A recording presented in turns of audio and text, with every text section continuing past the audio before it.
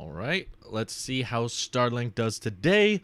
Welcome back to Tailosive EV live on YouTube, ladies and gentlemen. These I'm still kind of experimenting around with, so don't expect them to be super duper consistent, but at least for the past few weeks I've been trying to go live every Wednesday and trying to be more upfront with which videos that show up in your timeline are live streams, so I'm adding a little watermark.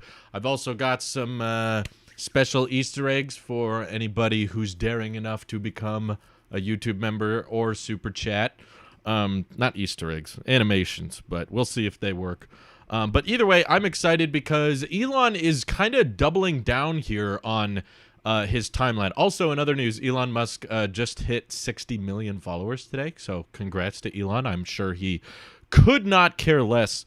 But either way, there were several people asking about, like, when FSD beta is going to come out, and he gave us some details on how exactly it's supposed to work. And basically he said that the rollout of beta 10 has gone really well. Yesterday they dropped 10.0.1, which is mostly bug fixes, and I believe in the release notes for people on the beta it mentioned that it shouldn't result in many changes. It's mainly just a little bit of bug fixes. It's not anything major. But he did reaffirm, I'll show the display here.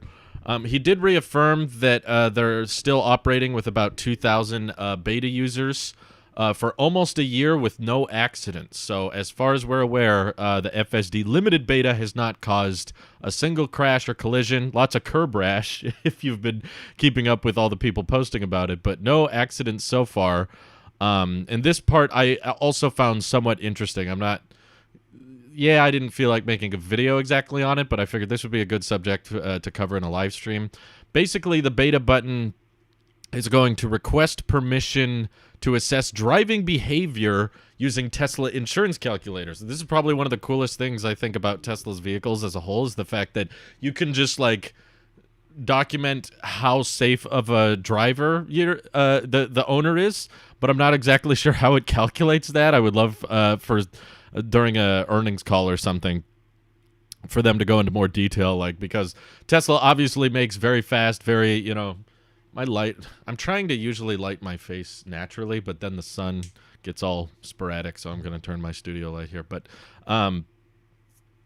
like, Tesla sells acceleration boosts, and they make the Plaid Model S. They make these extremely fast, very, very quick vehicles, and I hope that doing those 0 to 60 tests doesn't dock your score, because now there's basically going to be a bunch of people trying to drive as safely as possible, because in order to get access to the beta, for one, you're going to press a button, so it's not going to be just an instant rollout. Everybody suddenly gets the feature simultaneously. He said it would be gradual, but when you press the button, it will assess your driving behavior. I'm guessing, I don't work for Tesla, so I don't know exactly how to interpret this information, but my guess, as a guy sitting in a room on the internet, basically trying to say I have no real right to know how this works, but my prediction is that basically it's going to see how often autopilot registers you not paying attention. I think that's likely what they're mainly worried about. I would be kind of surprised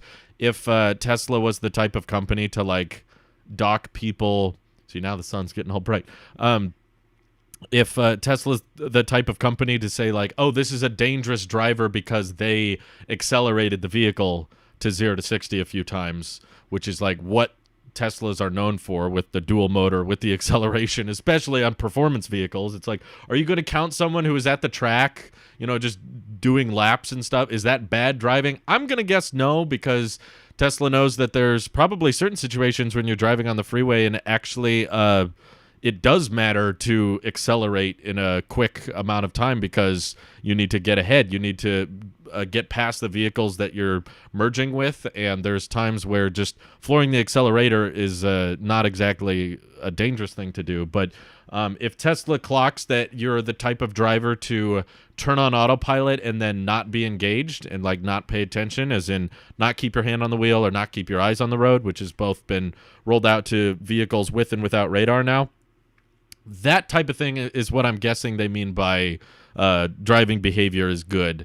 I'm estimating that's likely where all of this data is being collected. Is like, are they consistently having to like correct the car as it like leans out of highways? Are there lots of minutes documented where their eyes are not on the road?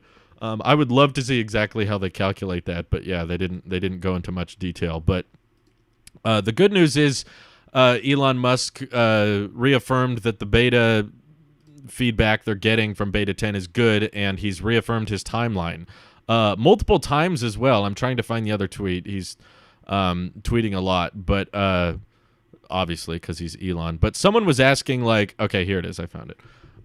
Basically, someone was asking if Elon was for real about this, because obviously we've heard the beta button before, all of the beta button promises in the past. So All Electric was like, most specific timeline Elon has ever given. That's not true. In the past, he said Friday at midnight. That was pretty specific. He says, it might happen this time. What do you think? And someone deleted their tweet, but basically they were discrediting it. They were like, Elon always has these overambitious timelines and he can't reach them, which is partly true. But Elon Musk replied to that person saying it will be there.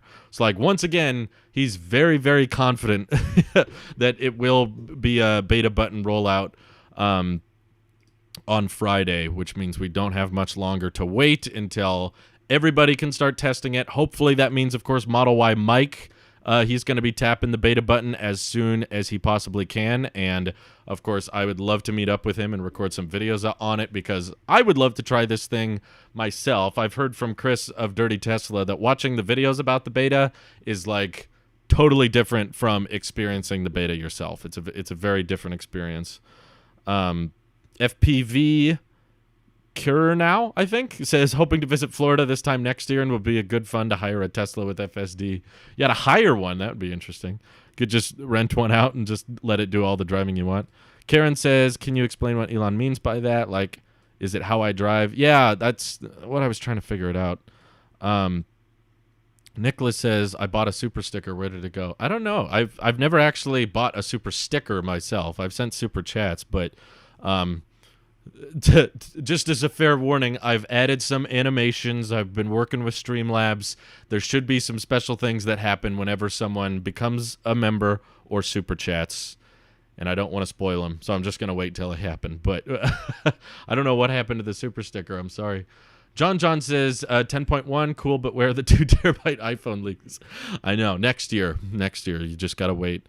Every time someone asks, Elon always says a few more months, says good at life. Yeah, not this time. This time people are saying, nah, it's not going to happen. And Elon's like, yes, it will. Yes, it will. Yes, it will. So there's a lot of confidence from Elon in this point. And I'm most curious to see what happens when people that Tesla can't necessarily control have the beta, because right now it's like limited to 2,000 people, but if you start rolling it out to tens of thousands, there's just going to be so many people that have access to this software, they're not going to be able to keep track of every single one and how each one is behaving, which the dangerous aspect of that is, let's see if it works. I see the super sticker. Hey, check it out. Thank you, Nicholas, for the sticker. Appreciate that. So I spent way too long animating that. But basically, you get a certain type of animation if it's under $5. Different thing happens if it's over $5. Different thing happens if it's over 11, and a different thing happens if it's over 20, and then a totally different thing happens if you become a member. So, second time the chime. Thank you, Nicholas. Appreciate the super chat. You're the first person to ever demonstrate the animation for me. Thank you.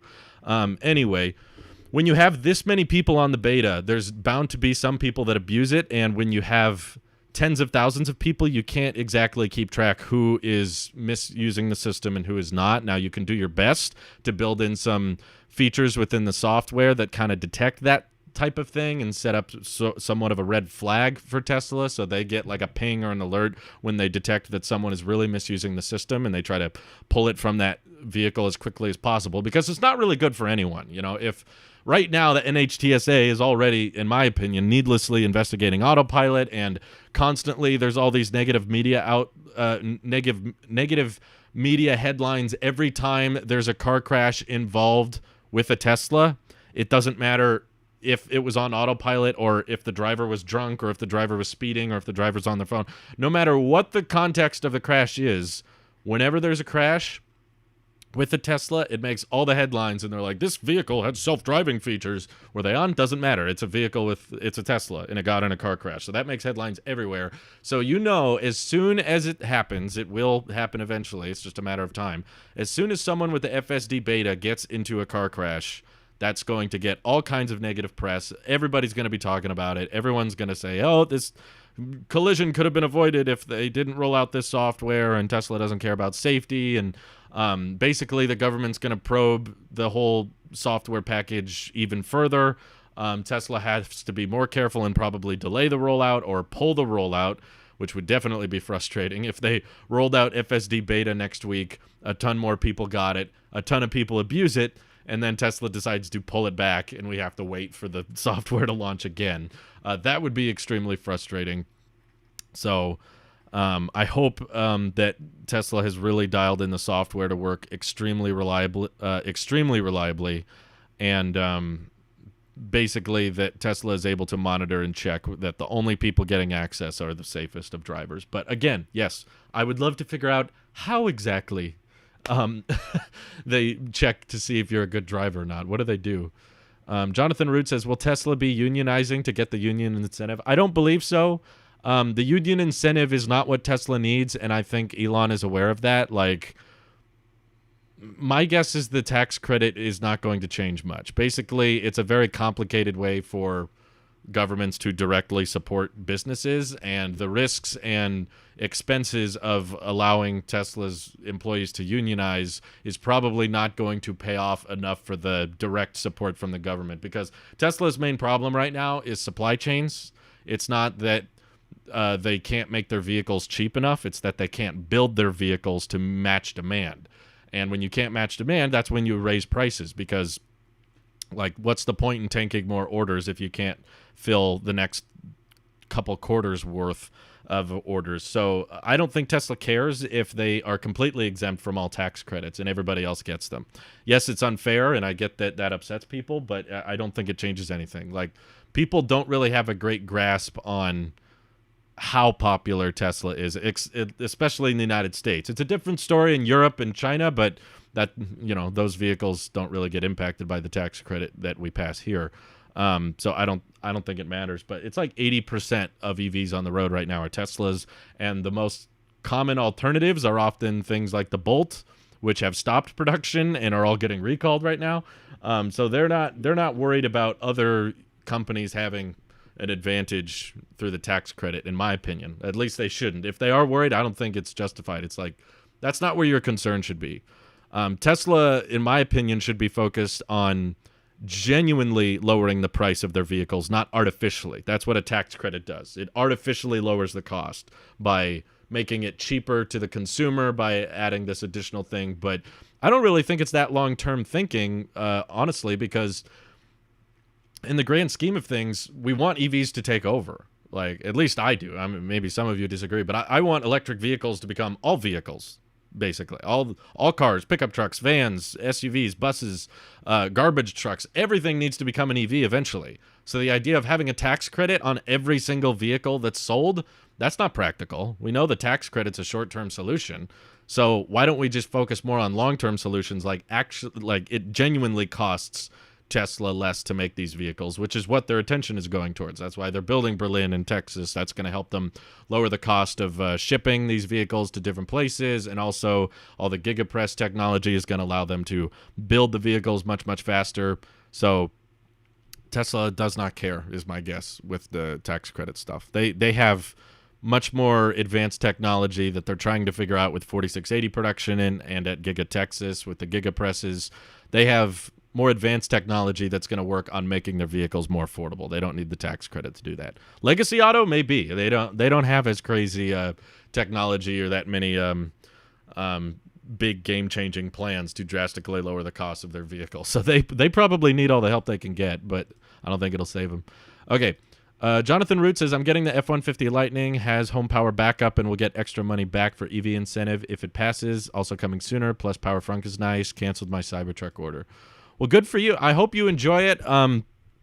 I've heard not so great things about the Ford software / charging network, especially if you watch the 1,000 mile road trip MKBHD did when he compared the Tesla to the Mach-E. He had quite a few charging issues, so I hope that's not a problem for you. But yeah, if you're not interested in having a durable, rugged exoskeleton that can get dirty and won't get scratched or dented, and if you don't want a 6.5-foot bed and you don't care about the adaptive air suspension and if none of that stuff is interesting to you, then great. I'm glad the F-150 Lightning works. Because yeah, I think at this rate, it very much likely is coming out before the Cybertruck is. Unfortunately, I think Cybertruck's going to be last by the sound of it, which is not what I wanted to happen. That bums me out a bit, but I think that's the reality we're living in. So I still think it'll sell at much higher volume just because of the 4680s Tesla has access to. So they're going to be able to ramp batteries a lot faster than Ford. Hey, thank you for supercharging the channel. And sorry, I don't know how to pronounce your name, but glad we could showcase that animation. I worked a while on that one. It's not as smooth as I like, but that's what I got for now. Thank you for becoming a member. Sorry, I wish I knew how to pronounce that name. I literally don't know the first thing about pronouncing that language, but thank you. Okay, how come they don't have 4K cameras? My guess is that 4K cameras are more expensive / the bit rate for them is much, much higher, and the hardware of the cameras is not the limiting factor to coming up with FSD. So, like, yeah, they could just slap 4K cameras in there, but it would probably just make the full self-driving computer have to try much, much harder, and it would give them a lot more data to process. But I'm still under the belief that full self-driving can be achieved through visual neural net training, and the neural net training doesn't need super high resolution. They can see, if you watch the FSD beta videos now, they can see things very, very far away, and they do not have very high resolution cameras as is. So I don't think it would fix much. But I agree, like, eventually, like we heard at AI Day, Elon Musk mentioned that they have upgraded cameras and the next generation FSD computer planned to debut in the Cybertruck. So it's possible that I don't think they would jump straight to 4K. Right now, I think they're below 1080p, so that would be quite a giant jump. Maybe these new cameras will be 1080p instead of, I think what they're at now is like 1.2 megapixels, but for stuff you need for processing around the vehicle, the current cameras are fine. But just keep in mind that the more expensive cameras you use, it's not just one camera. You got to buy 8 of those things, and that means the computer has to work harder to interpret all the data around it, and that means your Sentry mode footage files are going to take up more space, so you got to kind of beef up every aspect. You might even need different wiring. It's possible that the current cables that go through Tesla's vehicles would have to be beefed up in order to maintain a 4K steady image at a decent frame rate. I think right now they're at like 36 frames a second. It's like slightly higher than 30, but so it just drives the cost up, basically. So there's costs. It's not as simple as just, hey, it's 4K now. Just pop it in there. Joseph says, I think V4 superchargers will be out soon with 350 kilowatt charging. I really hope so. They've been alluding to that several times, but I haven't seen it very much talked about. I mean, he's just made allusions in tweets and stuff. They're like, hey, by the way, they're going to eventually do this, and eventually we're going to do 300 and 350, but he hasn't said if that's going to be brand new chargers or if they're just going to roll out a software update to current chargers that allows them to charge faster. I don't think that's the situation because a lot of, hey, Stefan, how do I pronounce that? Sinazij? I'm sorry, I'm probably butchering it, but thank you for supercharging the channel. Appreciate that. That's awesome. Okay, so yeah, like they put on the V3 chargers, they put a lot of labels that say 250 kilowatt on them, and those aren't like displays. Those are like physical labels. So I'm like, would they be putting physical labels on those if they were actually capable of doing 350? I don't think so.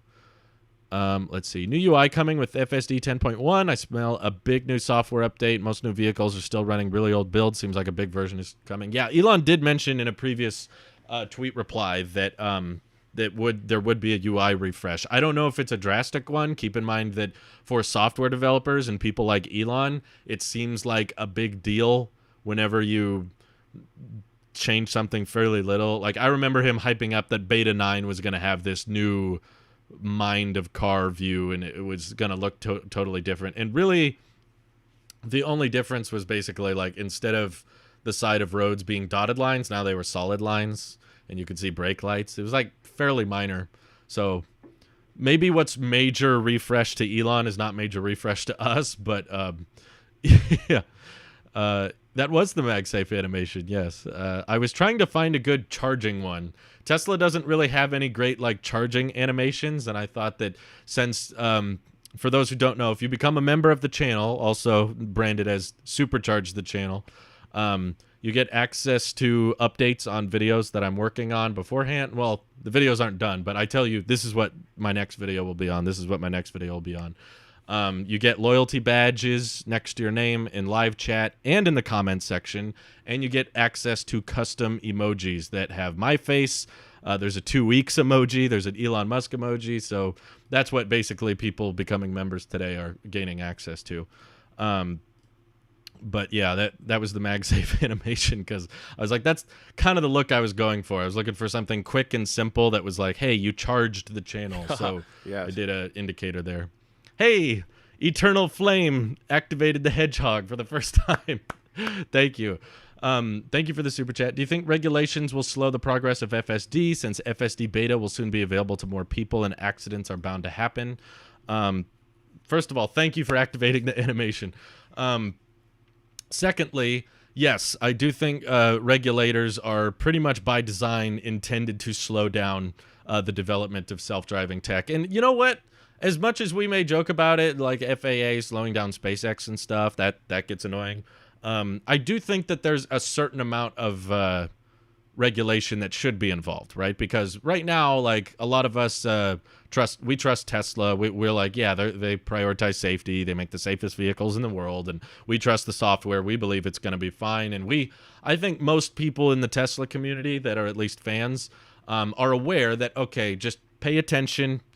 Keep your hands on the wheel, keep your eyes on the road, and you'll be fine. Like, and the vast majority of Tesla owners, I think, even probably 98 to 99% of all of the people that have bought full self-driving, you could probably give them the latest version of FSD beta, and they wouldn't abuse it. I think the vast majority of people could just turn it on and be like, okay, I know, pay attention, and if it does something stupid, I'll get involved. But there's just that 1% that ruins it for everyone. And that's kind of what regulators are going to looking for. Oh, Stefan says I got the pronunciation good. Thank you, thank you. Worth the $2 a month. Is the 7-day trial retroactive? I wouldn't think so. Is there a 7-day trial for FSD? Or what are you asking about? Sorry, I'm confused. Is there like a YouTube member 7-day trial? I don't know. I don't know if there's a 7-day trial for FSD. I believe it's there's no free trial at all. Like, you have to pay for it, and there's no takebacks. You can't try it out for a week and be like, I want my money back. It's like, no, you paid for the month.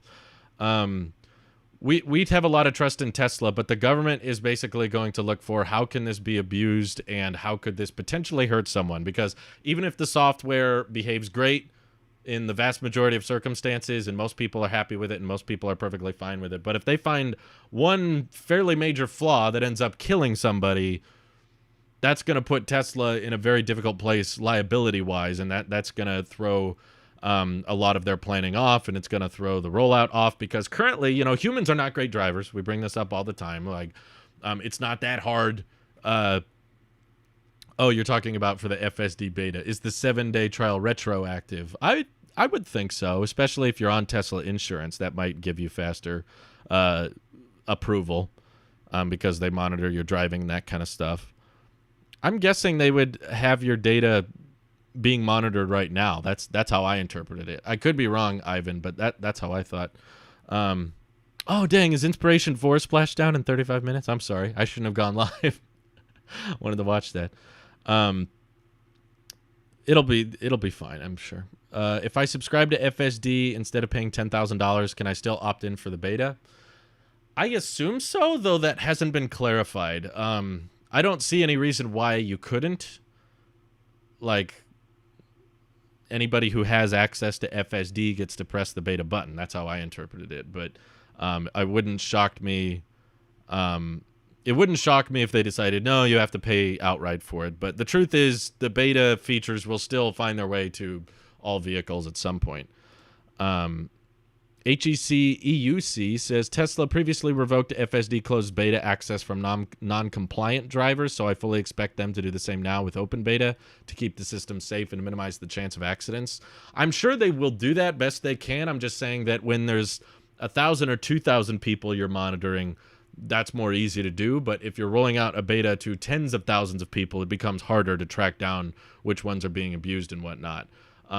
But yeah, to answer Eternal Flame's question, with accidents bound to happen, like that's what I was saying. Sorry. Humans are bad drivers.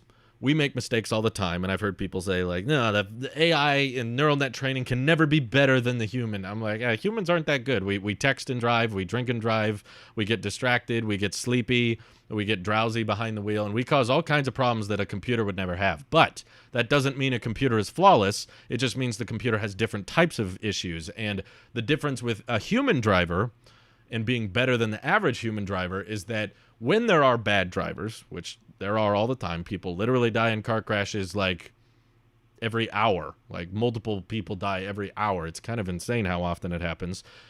Those people go through due process. Highway Patrol usually shows up. They're like, okay, what did you do? How did you come to this situation? Were you texting? Were you drinking? Were you sleepy?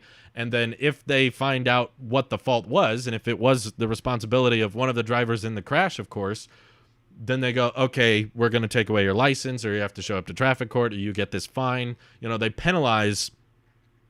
Nothing can beat human error. Exactly. Humans have weird errors that computers don't have, but computers will have different types of issues, just not the same as ours. It's just a matter of which one ends up being safer, and Tesla's just trying to close that gap. I think it's probably getting pretty close, considering I think I saw somewhere reported by the NHTSA that the rate of human collisions and the rate of accidents, despite total driving going down, has increased. So basically humans are getting worse at driving. Even into 2020 and 2021, they were documenting more collisions and more accidents taking place than 2019 and 2018, despite overall less traffic as a whole because of the pandemic. A lot of people not driving as much. My wife is in that group. She used to drive to work every day. Now she works from home with me. So what is the due process for when the computer makes a mistake? This is why it's far more complicated, and I don't necessarily completely agree with the idea that, well, as soon as it's better than the average driver, let's roll it out everywhere. Let's go straight to level 5. I'm like, well, average drivers can be penalized individually. You know, if we catch someone drinking and driving, you know, you can take away their license or give them a big fine, or they get arrested, or, you know, we take away that driving privilege. Whereas if we have one piece of software running on tens of thousands, maybe hundreds of thousands of vehicles, theoretically millions of vehicles, given Tesla, I think someone recorded they just surpassed like 2 million vehicles delivered or something crazy like that. If you have one type of software that's driving that many vehicles, and you find a very cataclysmic accident where it does something really bad and someone gets extremely hurt or killed, what is that process like? Because you can't just say, all right, that Robotaxi or that Tesla is bad, that one shouldn't be able to drive anymore, but the rest can. It's like, no, it's the same software on all these vehicles. So obviously regulators in the government are going to do their best to figure out, how do we prevent this issue from happening again? Because this is a computer-driven vehicle, and it just made a deadly mistake. And that means that computer driver that made a deadly mistake is driving all kinds of vehicles. Whereas human drivers are bad, you can punish one person. So I think regulators, personally, I think they're going to have a hard time figuring out what the liability maze of that is. It's very complicated. Is Tesla liable? Is the software engineers liable? Or, you know, like, if some software engineer at Tesla makes a mistake in the code and it ends up not being able to read a certain pedestrian or a certain road sign very well, and it ends up with someone dying, is that manslaughter? You know, like that's a very complicated issue that I don't think there's many regulations or laws built for right now, because our whole traffic court and legal foundation right now is built around like, okay, if there's a mistake, we prosecute the driver. So I think Tesla is not going to assume liability for quite some time, no matter how good the software gets. You know, if FSD beta 11 comes out and it's dang near perfect, I could still imagine them being very slow to roll out the software and to start saying, okay, now you don't need to pay attention to the road. Now you don't need to keep your hands on the wheel. Because as soon as they do that, they become extremely liable for any types of mistakes. Right now, with level 2, they get to say like, okay, no matter what the car does, you're still liable. Doesn't matter how bad the mistake is, or even if you're on full self-driving mode and it's turning and doing whatever and it screws up, you're still liable for anything it does. What software improvements / exclusive do you think will be available to the Cybertruck? That's an interesting question. Software improvements?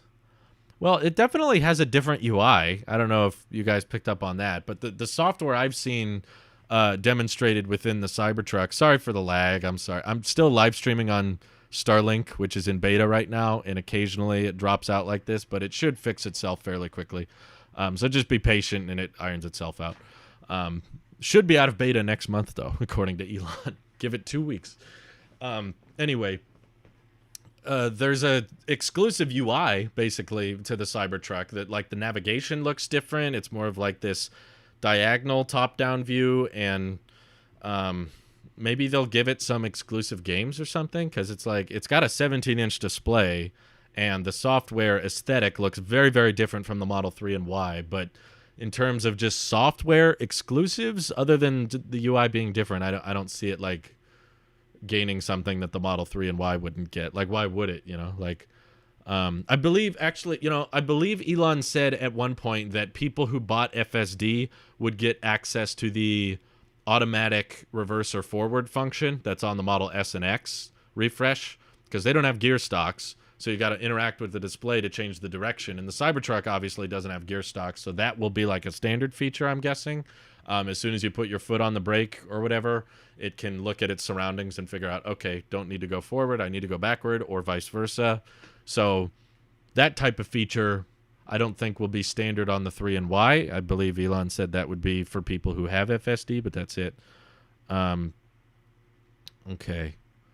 What else? Humans are getting more efficient at getting in accidents with less driving overall. Now, this is big brain. Yeah. It's very much big brain. We're just getting dumber and dumber. I think because humans are very connected now with our smartphones, and we spend way too much time on them. I'm guilty of this as well. And we have a very hard time putting the phone down, even in the car.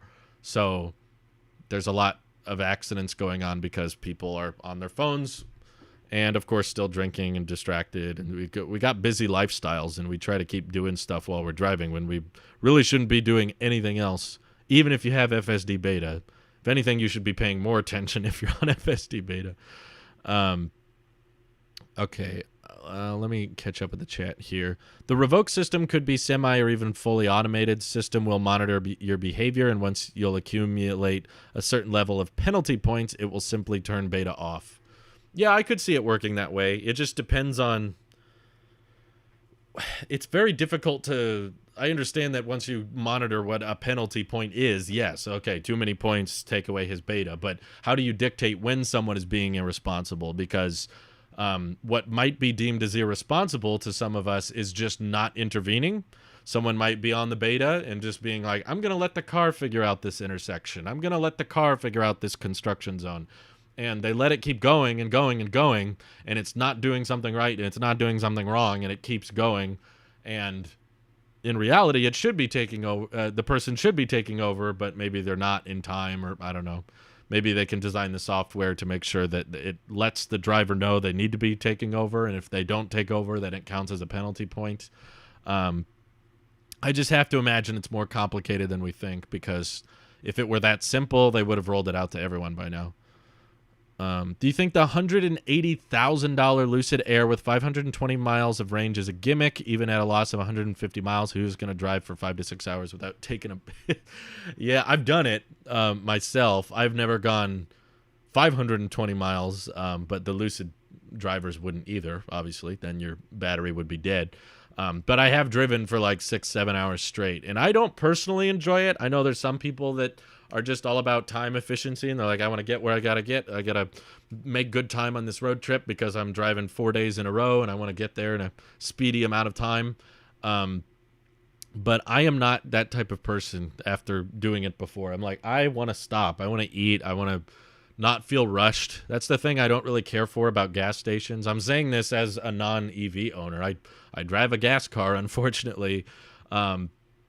And I've had it since high school. I've had it for a while, but I do not care for like the urgency of driving for like 6 or 7 hours, and then you got to pull into the gas station and do everything in 5 minutes because you swipe the card, you put in the number, either it's a zip code or the pin or whatever, and then you put the gas in the car and you're like, quick, go to the bathroom, get some water, get a snack or something, and you got to do all this before the car fills up because we're wasting time. We got to get back on the road.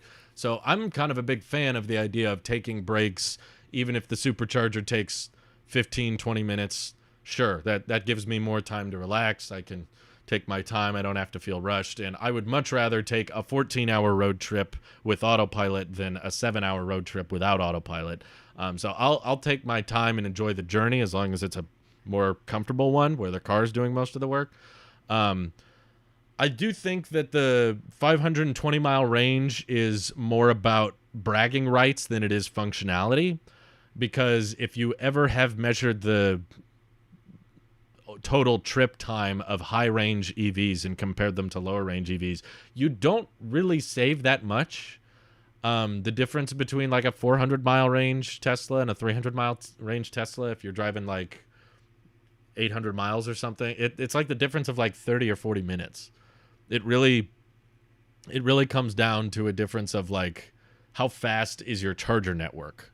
That almost makes it definitely makes a much bigger impact than your total vehicle range, because if you have a 300-mile range EV and you can recharge most of that range within 15-20 minutes, doesn't really matter if you can skip that process, go 500 miles, and then when you start charging, you have to charge for an hour or longer to get your range back up, or because you're either at a slow charger or the battery is much bigger, so it takes longer to charge or that kind of thing. So it sounds like the Lucid Air is capable of charging quickly, which is good. You need that with a range that high, but does it have the charger network to support those speeds is what I'm not so sure about. I know it uses Electrify America, and they have technically said they're going to support, 350 kilowatt or whatever, but as far as we can tell with people driving around the Taycan, it doesn't seem like a lot of Electrify America stations will actually charge that fast. In fact, a lot of them are just not working. So that's a bigger problem. But so I do see it as kind of a gimmick, mainly because it's, well, I don't think it's bad that it has that. If Lucid is going for a luxury market and they want to sell very high-priced vehicles, if you're paying $180,000, yeah, I better get some pretty dang good range. And I don't mean to undermine the technological accomplishment that Lucid has achieved, because it is impressive. Tesla has not been able to make a vehicle with efficiency that good in a battery that size. It's obviously easy to get high efficiency if you build a lighter, small battery pack. The long-range Model 3 has technically better efficiency than the Lucid Air, but it's a much smaller battery pack. So to get efficiency that good with a 120 or 130 kilowatt hour pack is very, very impressive. That's amazing that their 900 volt architecture and their powertrains that are like ultra small can handle that. But I think we talked about this on the last EV podcast, but basically I don't think that's the future of EVs. I don't think it's a matter of finding a way for cheap EVs to be 400 miles, 500 miles, because even if you could make a $25,000 EV that goes 400 miles, that means you could also make a $15,000 EV that goes 250 miles. Which one do you think is going to sell better, the 15,000 or the 25,000? Yeah, some people will spend extra to have that extra range, but I think it'll click very quickly to people that as long as you have the charger network within reasonable distance of where you're headed, it doesn't make that big a difference. People will take the money savings. So it's impressive. I'm glad that if they're going to make the most expensive EV on the market, it also happens to have the best range. That's good.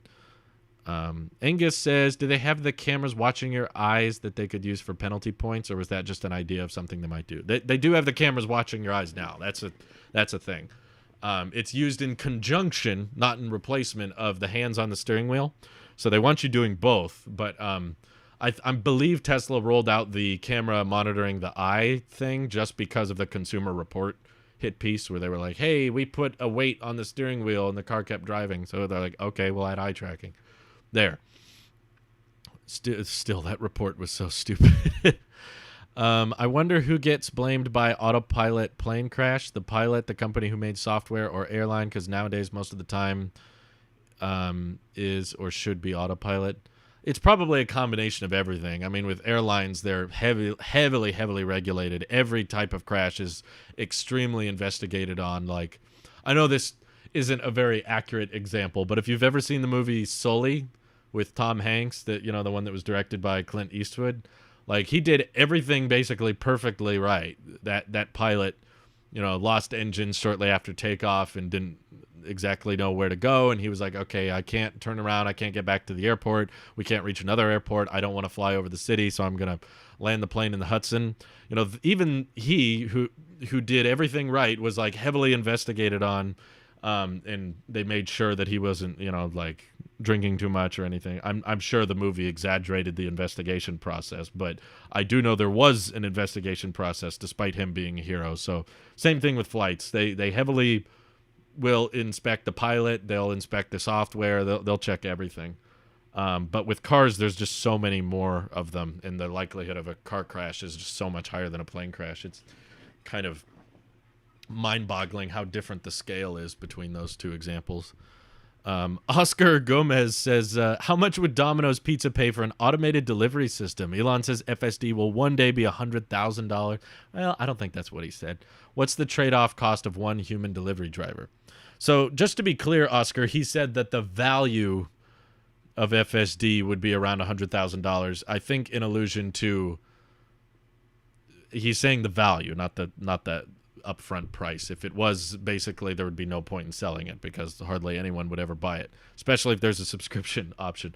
But I think the value argument was it would basically be the price of hiring a dedicated driver, basically hiring a full-time employee that would have to drive you around everywhere you go. And he's saying this software will be able to replace what currently would cost you about $100,000, maybe a year, to have like a dedicated driver that's ready to drive you around wherever you want to go. He's saying this software can replace that. That's why it's so valuable. I don't think he meant that the price of it would eventually escalate all the way up to $100K. Maybe you guys believe that. I don't myself. But Domino's, I imagine they could save a ton of money by not having to pay a driver, because a driver can only work so many hours a day. You got to pay them a salary. You got to eventually, if they work them too much, they got to give them benefits, and they get tired, and there's a turnover rate. Not exactly sure if Tesla can fit exactly what Domino's would need, because they would need a certain part of the vehicle that is capable of like opening up the pizza for, giving the pizza over to the customer. I guess you've got like a powered lift gate that could open up and people could come out and grab the pizzas.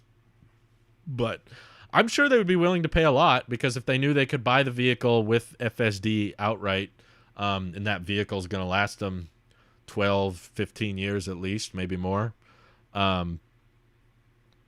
would be worth a lot to them, because they could save a ton of money on delivery drivers. So I don't know if it would be $100,000, but definitely, because most of the time right now with pizza delivery drivers, you don't have to buy the car, you just pay the employee and reimburse them for gas and all the miles they drive and that kind of thing. Let's see, I think Good at Life says, I think train/subways on tracks should go almost fully autonomous soon. I don't think it would be hard to teach autopilot to stop and start at certain stops and open and close those doors accordingly. Yeah, that's something I don't get myself. I know that there's still a lot of people involved with trains and subways and basically everything on a track. I don't really understand why they still need people, but I've asked someone who worked on a locomotive, but I have a friend whose dad works on locomotives, and I was talking to him once, and I was like, so why aren't trains like fully autonomous by now? Like, that software seems very simple. It seems very easy to program, of just like, don't go too fast on turns, and if the software crashes, just if something goes wrong with the computer, just stop.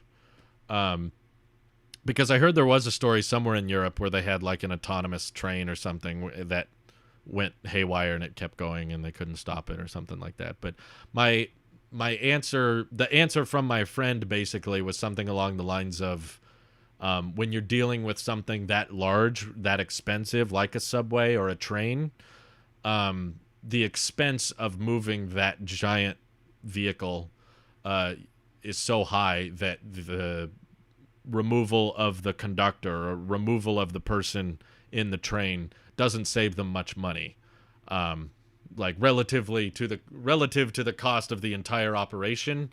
The paying for the employee that sits in the what's it called, diesel train, and like controls it and communicates with people and stuff. It's not that they don't save much money by replacing them, and it's like a liability thing to have someone there to take over if something's wrong. But I'm like you. I'm convinced they could do it autonomously. It just sounds like it's not worth it to them. They wouldn't save much on it anyway.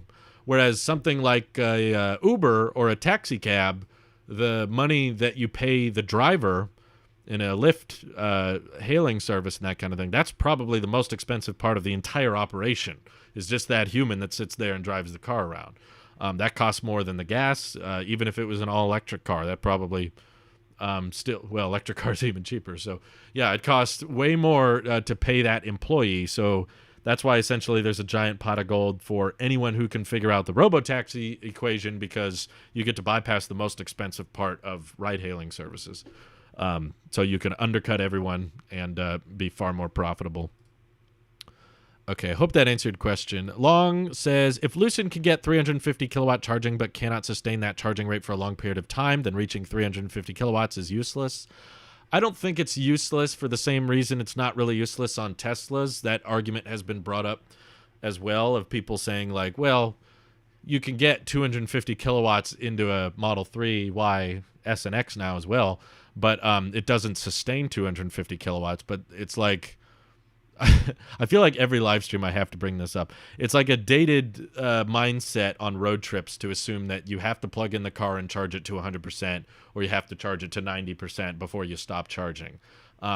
It's always going to be more efficient, especially with today's current battery tech. On a road trip with an electric vehicle, you're going to be better off charging until you have enough range to get to the next station than you are trying to sit at the station until your battery fills up, because basically the electrons have a harder time finding out where they need to go the higher the percentage gets of the battery.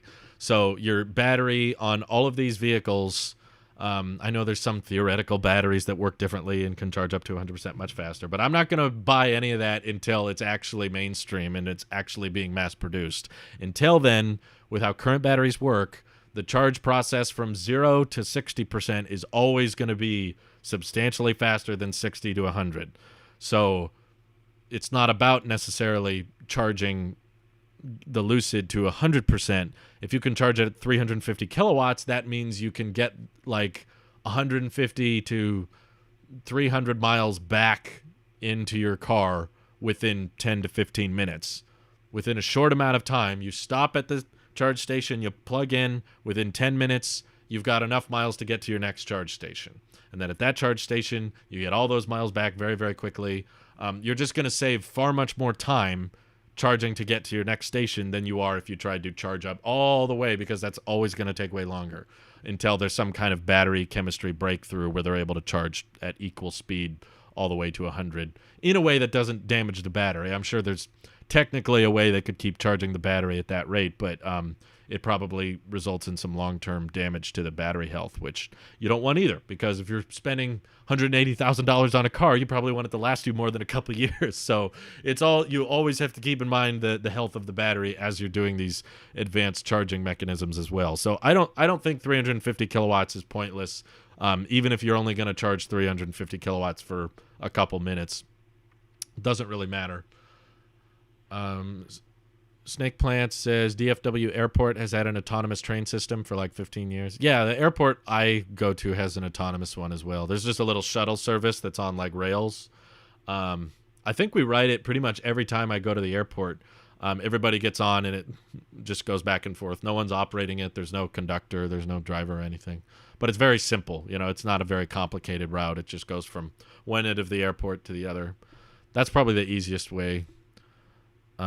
He says, I've been on autonomous trains in France as well, but just to transport people around airports. Yeah, I think we've had that too. Even America has that tech. I know, it's rare. I live in Toronto, and one of our subway lines is semi-autonomous, but there is still a driver present, and they said it's only temporary while they build some more track. Oh, okay. Interesting. All Things Trains by Dr. Tesla says, where there are fully automated metros, it just needs a very enclosed and monitored network with tons of sensors to make sure there aren't obstacles or people on the track, and platform doors are a must. Yeah, I'm sure it can be done. I just think that with vehicles and vessels that large, you don't save as much money because it costs them so much to move big trains and rail systems back and forth all day. Like, it's a fairly expensive operation that getting rid of one bus driver or one subway engineer or whatever doesn't make that big an impact on the overall cost of the system, whereas Uber, Lyft, that's the most expensive part. Edgar says, how about Tesla puts a focal point and expanding repair centers and allowing third-party shops to work on cars? I'm sure that there's no downside to doing that. It's just not really where their focus is on right now, because I know a lot of people are annoyed with the quality control or the lack of parts being accessible to people. But this isn't an excuse for that. It's just kind of like maybe excuse is the word. I'm trying to think of the right terminology. I'm not saying those things are acceptable or okay. Obviously, if there is a way for them to expand service centers, if there is a way for them to make parts more accessible, I'm for that. All I'm saying is the reason they're not prioritizing that is because it doesn't as directly help them achieve their mission. You know, a lot of people complain about Tesla quality control or Tesla doing their weird yoke design, and a lot of people not liking the yoke design and all that. I remind people, Tesla's goal is to accelerate the transition to sustainable energy. Their goal is not to become the best car company in the world. Their goal is not to have the best customer service. Basically, all of those other details about QC and customer service and communication, all of the things I'm sure Tesla's been complained about in the past, rightfully so. Not saying those criticisms aren't justified. I'm just saying all of their attention and all of their eyes and all of their talent right now is focused on how do we build more EVs? Because as crappy as the service may be, as hard as it may be to repair their vehicles or whatnot, they're still like, we can fix that later. We can come back later and find ways of making parts more accessible or making service more seamless. And honestly, I think the mobile service team has done a lot of good work as far as I can tell. I like the idea of them coming out to your car and fixing it, even if you're at work or at home or whatever. I like that. But still, like, their goal isn't to be number one in customer satisfaction, although that happens a lot. Their goal isn't to be like best quality control or most easy to work on. Their goal is scale. Their goal is, we need to be basically the McDonald's of EV companies because they know there's like 2 billion vehicles on the road, and the vast majority of them are using internal combustion engines. And they need to accelerate fast, and they need to innovate with extreme urgency, as Elon says, to mass produce as many zero-emission vehicles that people are interested in buying as possible. It would be a different story if they had an oversupply and not enough demand. You know, if all of the quality control and all the repairability problems and all the customer service complaints, if that was hurting the brand enough to the point that people weren't buying the cars, then I would be like, okay, this is not helping them accelerate the transition. But that's not the case. The case is they're having some issues with that are justified and fair, but they still can't build enough vehicles. So their goal is, let's find ways of building vehicles faster. Let's find ways of how to mass produce all electric vehicles that are better for the environment as efficiently and at massive, massive scale, because their goal is like 20 million vehicles a year by 2030. You can't be spending a ton of money or a ton of time on all of that other details between customer service or repairability with all of that. If that's your goal in mind. Yeah, that means there's probably going to be a lot of cars with quality control problems. There's going to be a lot of cars that can't find parts, and that does pose a debate to be had about, is this helping the situation or not? But I think Tesla's main goal is like, our best repair is building a car that doesn't need to be repaired. And that's likely where all of their attention is going. It's like, let's simplify and mainstream mass production to the point that the car is so safe it almost never gets in collisions, and the car is so well built that it hardly ever needs to be worked on. And they see that as like lowering the overall amount of service appointments that are being made right now. And I do agree, yes, when Tesla has some more free time, or if it is possible to do both, I don't know, because I don't run a billion-dollar company or a potential trillion-dollar company. But if it is possible for them to figure out how to ramp 4680 production while simultaneously making more parts available and that kind of thing, and improving repairability, if it is possible to do both, please do. But I have a feeling that's the explanation. Typically, if there's something being neglected by a company, it's because they're not putting much time or money in that direction. And my best guess is that's because all of their time and money is going towards other things besides those. Hopefully that someone answers your question. Well, I guess it wasn't a question. It was more of a suggestion, but I don't own Tesla, so I'm probably not the best person to send your criticisms to. But I appreciate it nonetheless. Apologize, Thomas says, do you think Tesla will once get to level 5, will they automatically put the price to $100,000 or give people time to try to buy now before anyone can afford that? I think people are misunderstanding Elon's point. He's saying the value of FSD will be like $100,000. I don't think he meant the price will be. My concern for level 5 autonomous driving is I think that if you figured out a way to do level 5, which, let's be clear, level 5 means no geofences. That's the definition. That means you can drive the vehicle anywhere on public roads without a person. They would make far more money by not selling cars to people. At that point, they would probably just want to turn as much of their manufacturing into Robotaxi production as possible. Because you can undercut Uber and Lyft, so you're instantly going to have the most popular ride-hailing service out there because it's far cheaper, plus it's Tesla. It's cool. You're getting into a car without a person in it, and it's proven to be safer if they do achieve level 5. I'm assuming it's because it's been proven to be very, very reliable and consistent and safe, even in tough circumstances, even when it's raining, even in bad weather. So if they achieve that, and you're building robotaxis that go into all the major urban areas and hailing people around, they could be making, according to Autonomy Day, they thought they would make something around like $30,000 a year. And if you build cars that last 10, 11 years, that's way more than $100,000. They would much rather make their money as a robotaxi service than they would selling it to one person for $100,000.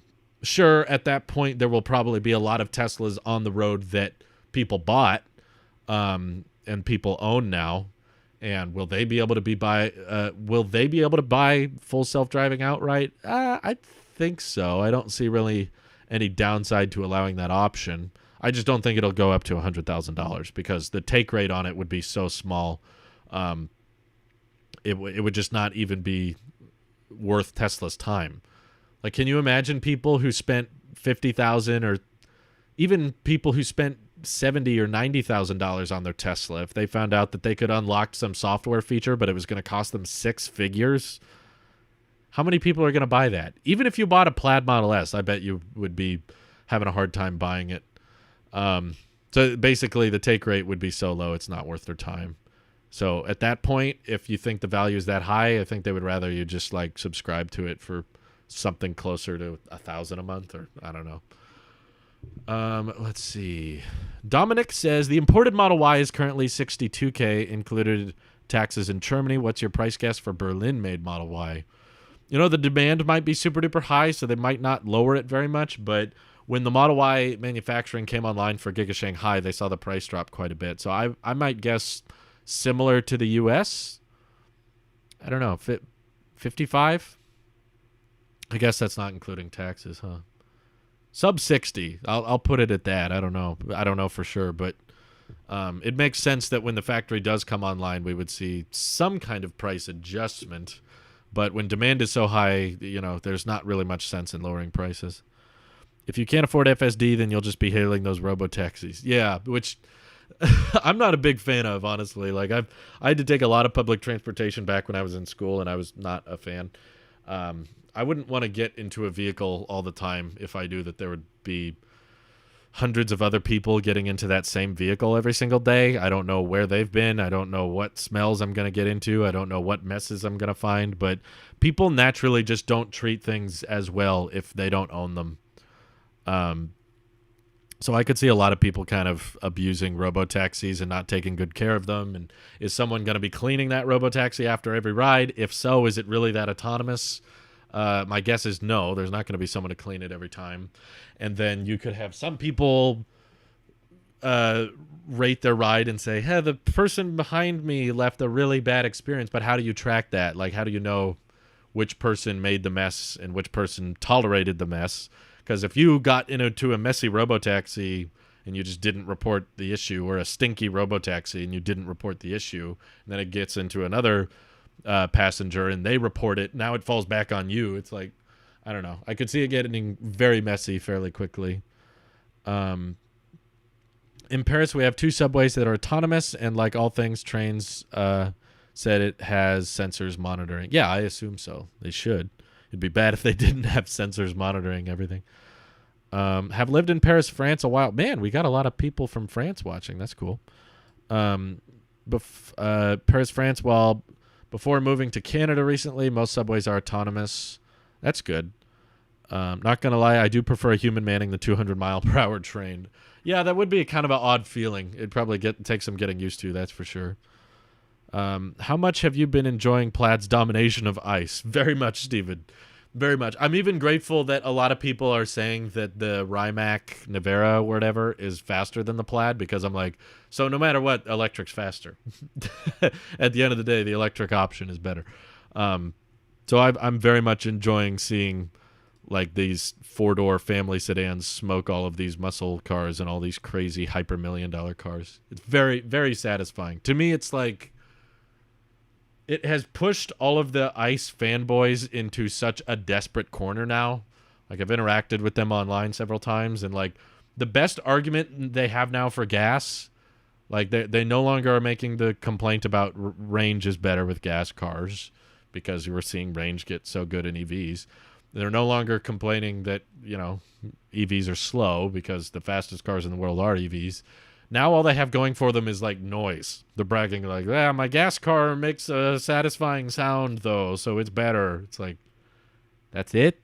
You're bragging about how your car pumps toxic fumes into the atmosphere, and that's your selling point? Okay. Like the argument all falls apart at that point. It's kind of hilarious. Let's see. Edgar says, do you think Tesla should allow refurbished fixed Teslas to use the charging network? If your point is to accelerate the EV movement, then blocking these Teslas does not help. Yeah, I mean, I don't think it's as one-sided as that. Like, it's very possible that, well, I agree, if there's a certification process, yes. Like, if someone rebuilds a Tesla like Rich Rebuilds did, and gets it working and shows it to Tesla, and they inspect it and it seems to be working and everything's fine with it, allowing that person to supercharge, yes. But if someone who has worked on the car, who has not inspected it and has not done their due diligence, like, I think we always tend to side on right to repair when it comes to people who repair correctly. but we don't necessarily always consider that not everyone is a perfect repairman, and there's a lot of people that repair things poorly or incorrectly. And if that ends up being the case and they take it to a supercharger and it allows charging, it can end up being very dangerous, and that looks bad for everybody. It's dangerous for the owner. It's dangerous for the supercharger. It could make the whole supercharger go offline because one guy was like, oh, I thought I fixed it, but I guess I didn't plug this in correctly, and it breaks. It gets on the news. It's bad PR for Tesla. So basically, I understand why they're hesitant to allow that, and I do think there should be a better process to getting your vehicle investigated, but I think long-term they're thinking much bigger than that. Like, not to disagree with you. Again, I agree. There should be a process that you could submit the vehicle and they can check it and make sure, okay, this is fine, you can charge it. That's a good idea. But the reason they probably haven't put much attention in that direction is because they believe they will accelerate the transition to sustainable energy faster by finding ways of producing vehicles more frequently, not so much making sure that all salvaged Teslas are capable of supercharging. Because I'm sure, yeah, a lot of Teslas do get in crashes and they get salvage titles and they're unable to supercharge after that point. But what's the ratio of how many cars get to stay on the road and get to keep supercharging from rethinking the salvage process versus finding a way of, manufacturing 1 million vehicles a year at a single factory? That's probably going to offset the emissions faster. So basically, Tesla's got their priorities in a different layout that I think aligns with their mission. But that does mean deprioritizing things that a lot of us, I think, would agree should be prioritized. Because it would be nice if, of course, you could have a Tesla vehicle that was in a crash, needed to be repaired, and now it's been repaired. We've got official confirmation. Okay, this works correctly. Let's let it supercharge. Of course. I don't think it's as simple as just let everyone supercharge, because there are people that I've experienced in my own life with, computer repairs and electronics that you go to non-authorized, third-party repair places and then they just screw up your product. And it's not as big a deal with like a computer repair, but it's very, very potentially dangerous if someone screws up a EV repair and ends up asking for Tesla to pump 250 kilowatts of energy into a poorly repaired EV. That could go very wrong very quickly. So it's probably easier for Tesla to just blanket say like, okay, anything that was labeled salvage, we're just not going to allow charging. Doesn't mean everything's that easy to fix, but hopefully they can make some time for that. I agree. It's probably a lot of man labor. Not man labor, manual labor is what I meant. A lot of the time I hear people say like, why doesn't Tesla work on like 5 factories at once? Or why doesn't Tesla work on this? Or why doesn't Tesla do more of this? And it could be because like there's a severe labor shortage right now. Tesla's hiring people constantly. Check their website. There's all kinds of positions they're hiring for at all times.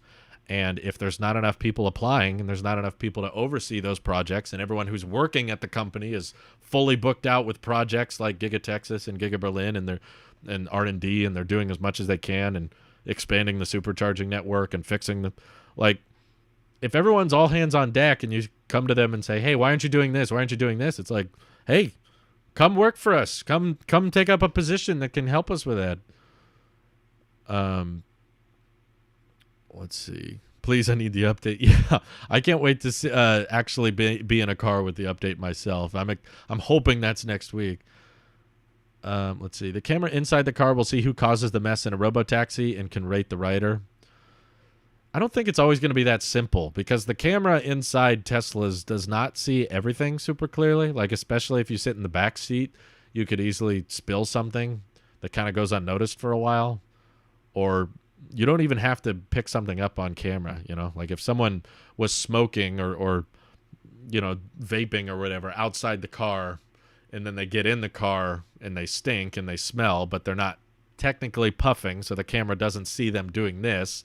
It's like, okay, it seemed fine. They sat in the car, they didn't do anything, but the next person who gets in is like, ew, gross. What was this from? Who caused that? Do you rate the last rider, or do you rate what happens if you get in and you just put up with the smell and you don't mark this as a bad ride? Then you penalize the next person, labels it as a bad ride. It's just I could see it getting complicated.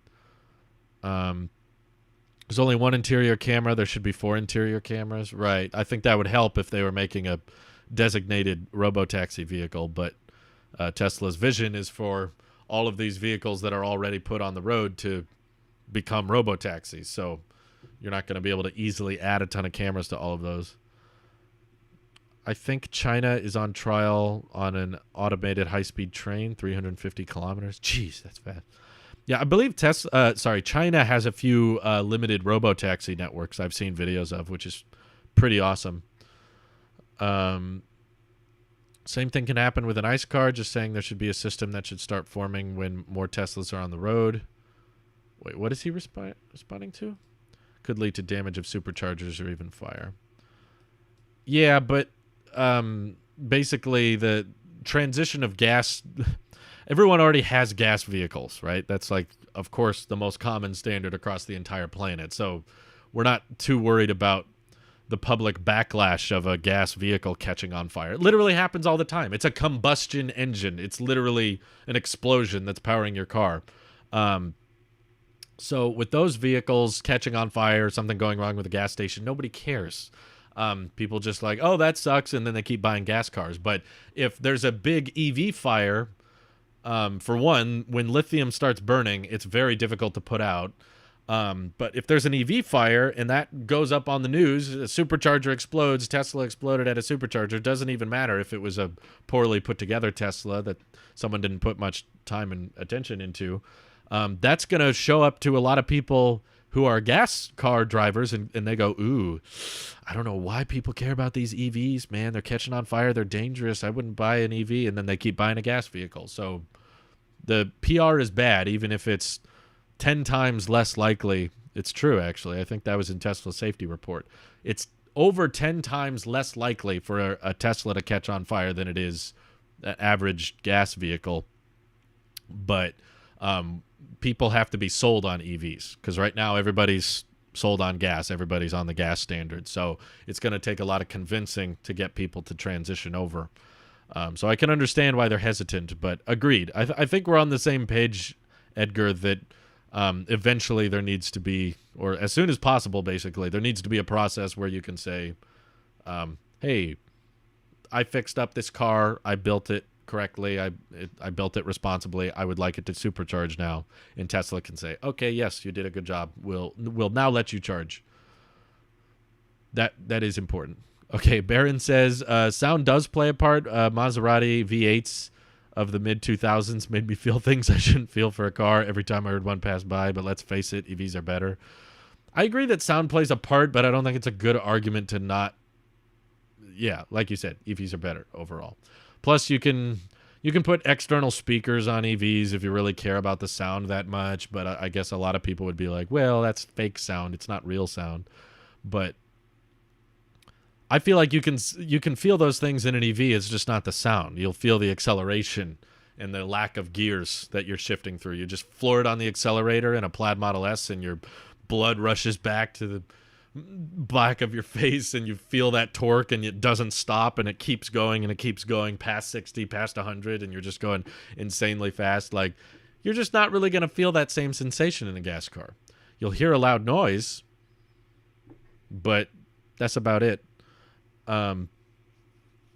It's not helping you. The sound has just been associated for much of our lives with loud noise means the car and the engine is working really, really hard. But if you're able to achieve faster acceleration or faster speeds or better handling with something that doesn't require to be as loud, I think that's almost more impressive. It's like it's so quiet and yet so powerful. It's like elegant. What are your thoughts on the Chevy Bolt recalls? I feel like some other companies are trying to become like Tesla too fast. Yeah, that's what it sounded like. I believe the limiting factor mentioned that in a tweet recently. He was like, basically, in order to catch up with the pricing and the range on Teslas, GM kind of compromised with the pouch cell batteries, which appear to be more prone to fires. And now they're recalling all the Bolts, and they've stopped production of the Bolts for like several weeks now. They extended the production delay. So, yeah, it's not good. if anything, it's potentially damaging to the mission, which is to get everyone on EVs, because if people keep seeing in headlines and articles everywhere, oh, Bolt catches on fire, EV catches on fire. They're just going to associate EVs with fires, even if Teslas aren't the ones causing the problem. It's not a good thing. So I'm not, I saw some people complaining about, well, not complaining, but like pointing and laughing practically at like, see, Tesla's better. Tesla's the future. Stupid Chevy Bolt. You can't charge as well as a Tesla can. You're not as safe. But it's like, it hurts everybody. It's not a good thing for Tesla that Bolts are catching on fire, because Tesla already has insane demand. They didn't need more demand. If anything, I'm a big Tesla fan, obviously. I'm biased towards their design, and I like their interiors, and I like their autonomy, and I like their software, and I like the supercharging network. I'm not in the market for one, but if any of you are out there are like me, and you're in the market for a Tesla, we have everything to gain from the competition catching up. Because right now, competition hasn't caught up very well, and most of the Teslas are back ordered like 4 to 6 months, some of them even longer, and we have to wait longer and longer and longer because there's so many people buying Teslas. If Chevy Bolt wasn't having all these problems, or the ID4 was selling in higher volume, or the Mach-E was selling in much higher volume, and people found those really enticing, and the charging network was more reliable, then the wait times on Teslas would go down. We'd get people buying other brands, and we could get our hands on a Tesla sooner, and we could see lower pricing. Because if Ford and VW were making more competitive EVs that could match the range and match the performance of Teslas, and more people were ending up buying those, then Tesla would have to be more competitive. They would lower the rates to try to increase demand, and they would try to be like, okay, ID4 costs this much, Mach-E costs this much, let's lower our prices so more people want our car. So we would get lower prices, lower wait times, if the competition was able to catch up. So I don't know why there's so many Tesla fans out there that are so quick to discredit or complain about any type of non-Tesla. It's like, it's okay to just have a preference. That's where I am. It's like, yeah, I tried out the ID4. I drove it around. I was very impressed. I thought it was amazing. I still want a Tesla, but I want the ID4 to do great. I would actually love it if some competition started eating into Tesla sales, because then we would see Tesla try to be more competitive. Right now, they don't have much incentive to, because they're limited by chips and battery supplies, and their demand is through the roof. So they raise the prices. So, yeah, I'm very sad about the Chevy Bolt recalls, because it doesn't really help anything. Where'd the referral program go? So as of today, Tesla got rid of it for cars and solar panels, I should say. Technically, referral codes still let you get a $500 reward if you order solar roof. Not to be confused with solar panels. That's different. If you're just buying the panels that sit on the roof, no reward for those. But if you click Tesla referral code now, all it shows is a $500 award if you buy a solar roof. But the cheapest solar roofs are still like $30,000. That's like insanely expensive. And it really only makes sense if your current roof is bad. It's a very niche product, so it's pretty much like the last possible thing. It's like the last possible thing people were using the referral program for, and that's the thing they kept. But essentially, they had way too many people ordering Teslas. Demand is way through the roof, and I talked about it in today's edited video. Essentially, Tesla was losing somewhere between $25 to $40 million a year just by having the referral program. So before, like, if you ordered a Tesla with the referral code, the owner that put their code out there, they got 1,000 miles free supercharging, and the person who ordered the car got 1,000 miles of free supercharging. Cash value of 2,000 miles of supercharging is somewhere around $100, maybe more, depending on where you are. So that means every time a referral code was used, Tesla was out about $100. And the more vehicles they sell, the more vehicles that get delivered, the more expensive that referral program became. So it was quickly becoming a $25, $30, $40 million expense to them. And the real only reason you would have a referral program is to incentivize people who enjoy the product to tell more people to buy the product. That means you're encouraging demand. You want more people to buy your product. Right now, Tesla kind of doesn't really want more people buying because they have way too many orders to fill. Like if you order a Model 3 right now, a standard range, or if you order the cheapest Model 3 or Y, you're not going to get it until March. Basically 6 months back ordered, which is very, very far. So why would Tesla spend $30 to $40 million on making sure more people buy their car when they can't meet demand already? So it's like, there's no point in keeping it around, basically.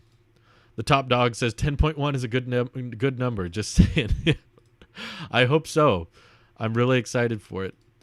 Benjamin says, I really want Tesla Roadster specifically. I want my Tesla stock to pay for my Roadster. That would be cool. That's a good plan.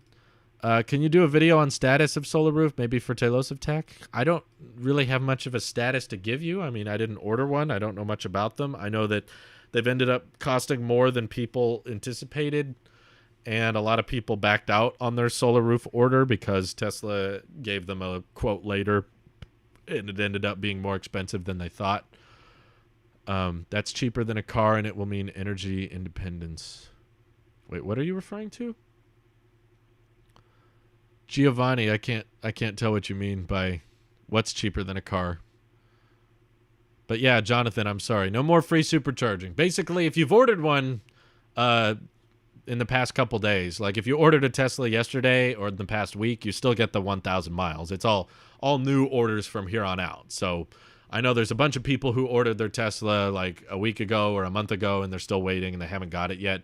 If you used a code over the past few months, you'll still get 1,000 miles. It's just for all new orders starting today. It's the official change was September 18th.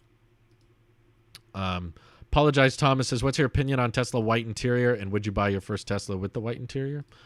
I like it. I've seen it. I don't know if it's worth $1,000. You know, it kind of depends on the expense situation I'm in. You know, if the vehicle I'm looking for, oh, that's cheaper than a car and it will mean energy independence. Yeah, it's what I mean is it's like $30,000 for like a very small house is what I was referring to. Like I got a quote because I was curious, not because our roof is fine.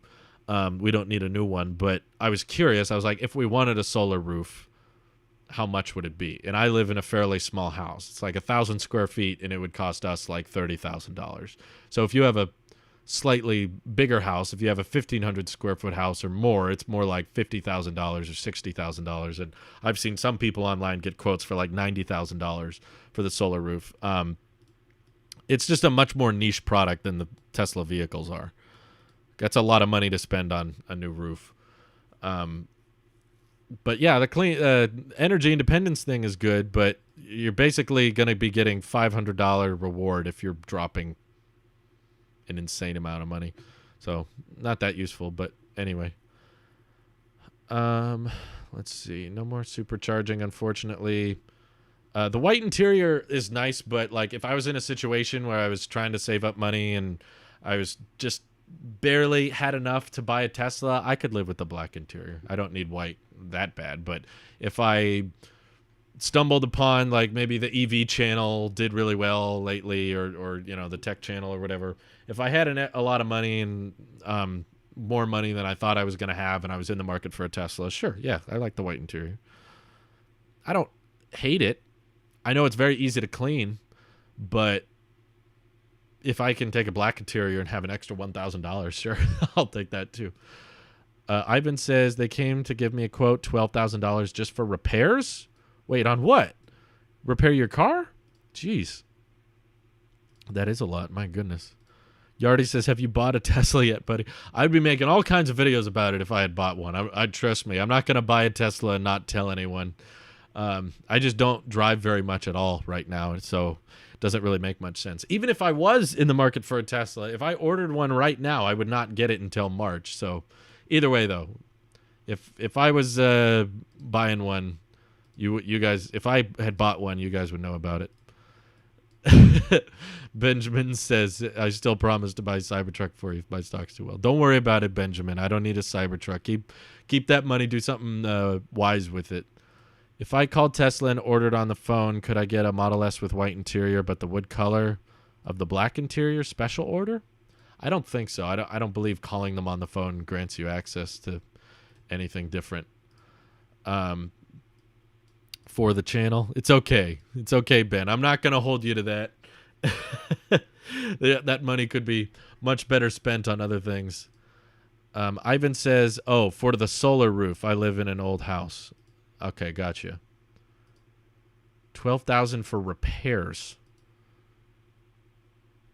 Interesting. Just for repair. So what was the total quote of like all the repairs and the solar roof, everything? That's the high number I keep hearing about, because I know people that ordered the solar roof and were promised this would be cheaper than getting a new roof plus solar panels, and then they got the quote and they were like, oh, no, it isn't. It's actually cheaper to get a new roof and panels. Maybe you don't go out a lot because you don't have a Tesla. No, it's because I work from home and we quarantined.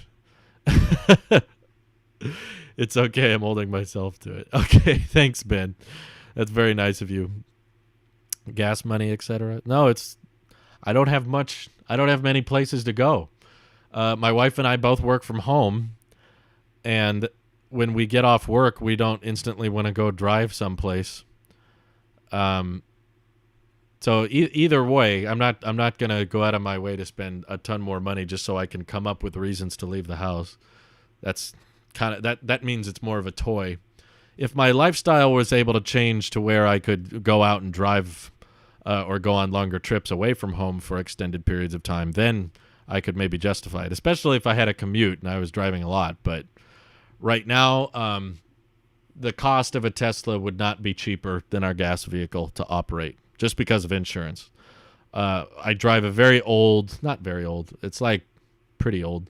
I drive a 2007 sedan that's fairly fuel efficient, obviously nowhere near as efficient as any electric vehicle, but it's so old, the insurance on it is so cheap that if we were to buy a Tesla, even if charging was completely free, which it isn't, if I could charge it from home for no cost and I could charge at any supercharger, unlimited, no fees, it would cost about the same as our gas expenses and insurance of our current car, because our current car is like $30 a month to insure, and on average, factor in road trips and stuff, we spend probably around $70 a month on gas.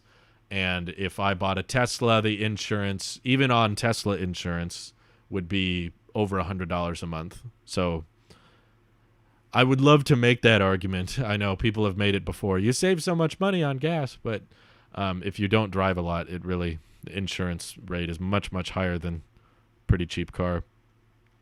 I really want more interior and exterior options on vehicles. Yeah, it doesn't really matter. It doesn't fix the fundamental flaw, which is that they don't have enough batteries or chips right now.